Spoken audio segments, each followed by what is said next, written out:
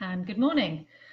Right, here we are again for another live Q&A session at the Elms Retirement Village in Torksey. So today we're going to talk about our park rules, kind of why they exist, what their purpose is, and give a few examples of what they are.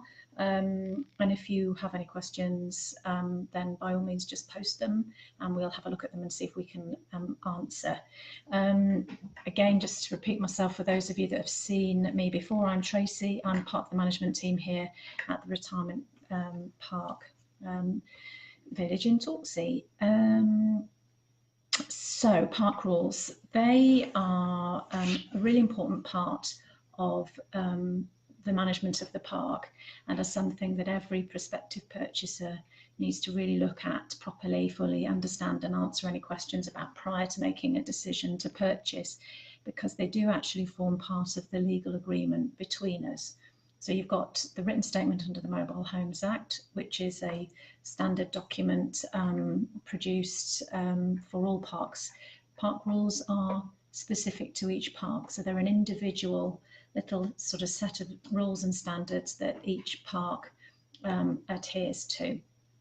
They have been compiled via a consultation process. So a few years ago, legislation changed to make it that there were certain rules that could not be included in park rules. So there was a little bit of restructuring to kind of standardise a little bit how parks were run and to help manage the situation between park homeowners and park owners. So we went through a long consultation process. We looked at all the rules we had in hand at that time. We took out the ones that no longer were legally compliant, and they were things like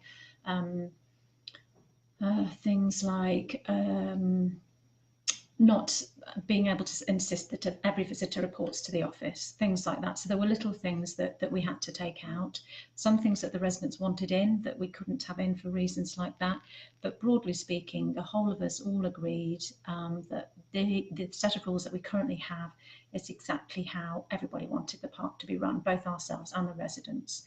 So, and that would go for any changes we make in the future. We can't just suddenly add a rule in that we just decide to do one day. We have to do it all by a proper formal consultation process. We look at all the information that comes in, all the comments, and we take the majority decision. So that is something that does need to be borne in mind when you move into any development like this, where it's sort of a managed community, is that you would have to think maybe one day they might introduce a rule that I'm not happy with, but because the majority of people want it, I've kind of got to go with the flow. So that's that side of things.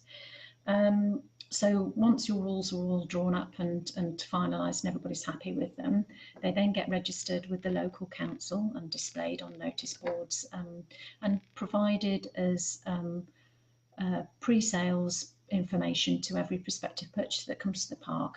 We give people a full sort of pack of information prior to making a decision about buying. But on top of that, they really assist with the smooth running of the park and help guide us in how we manage and deal with any arising issues on the park. And also it makes a clear statement to anybody thinking about moving here. What is the nature of this park? What kind of park is it? What kind of rules are they bringing in? And what's going to be expected of me and my visitors, because it can affect visitors obviously as well. And is this something that I like, that kind of ticks my boxes, are things that I'm looking for? So they are really useful, obviously very important, not just useful to look at when you're thinking about buying a home. So we've got things, the standard things that you would get in there, like noise, nuisance, safety, all kind of lots of things that you would expect. But then parks, the main things that indicate the nature of a park are the age, pets and a number of vehicles. Those tend to be the ones that people look at most. So as a lot of you will already know, we're an over 50s retirement village, so that's an absolute must. A sale is not legal if the resident incoming person isn't 50 or over. We have a restriction of 2 on the number of vehicles, and things like we can't have commercial liveried vehicles here, and that's partly due, again, this is why the nature of the park can influence rules. It's due to where people are going to be parking their vehicles and the views that's going to give other people on the park. So we're looking at the whole of the village and everybody's experience of the village, not just the individual person's experience. And we're a no pets park, so no cats and dogs. You know, budgerigars and fish fine, but no cats and dogs. And the reason for that really, and it can be an unpopular rule and one that people often ask us about, was because when my father first developed the park, we had the rule that if you had an existing pet, you could bring it with you. So that allowed people to transition, move here, settle down, and once that pet passed away, that they weren't able to replace it. But relatively early on in the life of the park, that became an issue. You know, and a lot of people say to us, well, that's the owner's fault, not the pet's fault, and we would agree with that in terms of things like dogs being off leads and the mess that dogs can make, but also dogs bark, and sometimes you'd get lots of dogs barking at once on one road, and it was just a disturbance generally to other residents. So at the request of other residents, the pets rule was changed. And again, as I say, we recently went via a whole consultation process, and again, everybody that was here wanted that rule to stay the same. So we are no pets, but we're not anti-pets, we're not anti-dogs. Visitors coming to the park, because we understood that obviously you might have friends and family that have a dog, and they're not necessarily going to want to kennel that every time they come to visit you. So a visitor can come, stay with you, and bring the dog for a couple of nights, as long as they keep it on a lead and clear up after it and what have you. But obviously then, you know, it's not a permanent thing.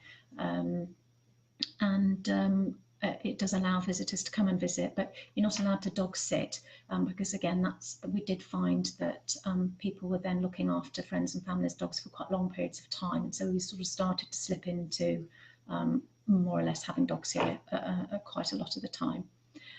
So that's that. I just thought of something else when I was chatting about that, which I'll hopefully remember later before the end of this. So it's about choices of how people want to live. So we've done age, vehicles, pets. There was something else that popped into my head there. I thought, oh, you might mention that. That's really important. I've forgotten. Right, so we've done that. Then we look at things like gardens, services, bin collections, keeping your gardens neat and tidy, what can and can't be done within the gardens. And again, this is where legislation can influence park rules, because we're also looking to make sure we're compliant. So we have to comply with the site licence conditions and our model standards. So there you're really more looking at things like making sure we've just got the right number of homes here. We're not going over our planning permission, that we have clear boundaries, that we have safety in place, that we have the appropriate distances between homes. So this is where, you know, that can influence what you can and can't do in your garden. So we can't, for example, have solid wooden fences between two properties. Rules can also then influence neighbourly relations. So obviously we look at things like privacy, one neighbour not encroaching on another neighbour's privacy too much, and how that relationship works as well. What else can I say about the rules? I wish I could remember that thing. So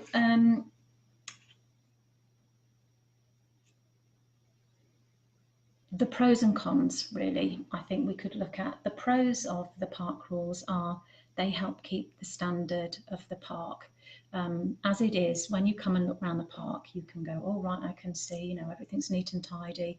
We as park owners are allowed to have a say over what the exterior of your home needs to be like, and what you can and can't do within your garden, as I've already said. And again, that is so that we're maintaining the overall standard and quality and upkeep of the park.